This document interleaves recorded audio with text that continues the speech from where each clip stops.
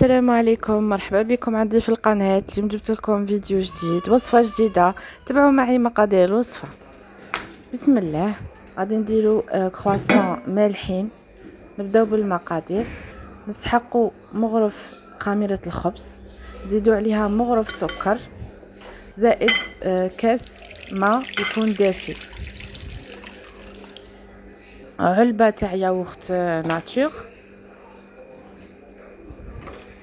زائد ملعقتين من الفارينة. نخلطوا جميع المكونات ونخلوهم يخمروا.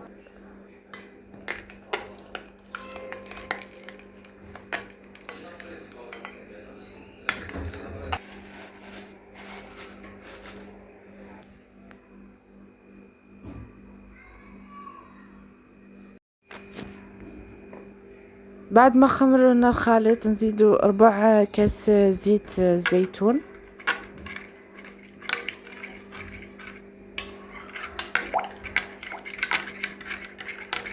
نزيدوا الملح حسب الحاجة، ونلموا الخليط بالفارينة حتى تولي لنا عجينة متماسكة وطرية.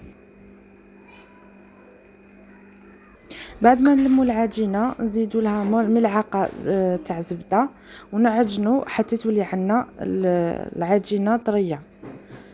نزيدوا نغطوها ونخلوها تخمر. بعد مدة زمنية معينة خرجت هذيك العجينة كما راكم تشوفوا، خرجت منها الهواء، حليتها. وهذه هي الطريقة اللي تخدموا بها لي كرواسون تاعكم. درت دائرة ومن بعد شكلت مثلثات. نرولو العجينة تاعنا حتى نتحصلوا على هادو لي ميني كرواسون. ندخلوهم في الفرن يطيبوا من التحت ومن الفوق يتحمروا. درت لهم صفار بيضاء وزدت معاها 2 ملاعق حليب، خلطتهم مليح ودهنت الوجه بهذاك الخليط. الا كان عندك سانوج ولا تقدر تزيديه من الفوق للتزيين.